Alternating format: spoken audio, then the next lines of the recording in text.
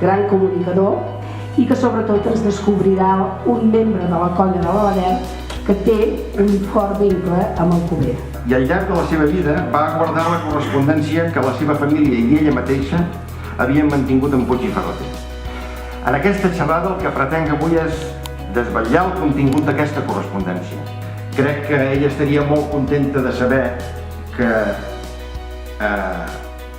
això que ella amb tant de carinyo va anar guardant durant tota la vida i que va dir que no s'havia de perdre, crec que estaria molt contenta de saber que quedarà per sempre més dipositat al Museu d'Alcover.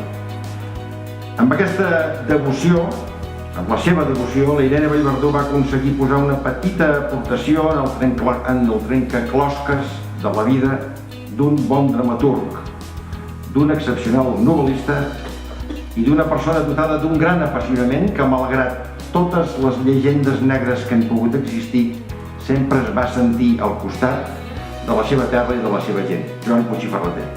En aquest any de trasbalsament, 1924, Puig té encara temps per recordar els seus títols de nou. Estimadíssims Dido i Dida, aquest any sí que passarem un dia felicíssim de Sant Pere. La presència de la Teresa, dels seus fillets i del seu marit us consolarà en altres contrarietats i penes de la vida, que no és més que una barreja de tristeses i alegries. L'obra està tota acabada i ha de sortir quan més aviat millor, com era la voluntat del meu Joan. Aquí, a França, s'ha parlat molt d'aquesta obra i sobretot del seu autor. Totes les revistes catalanes d'Amèrica i de França han parlat de la mort del gran escriptor català.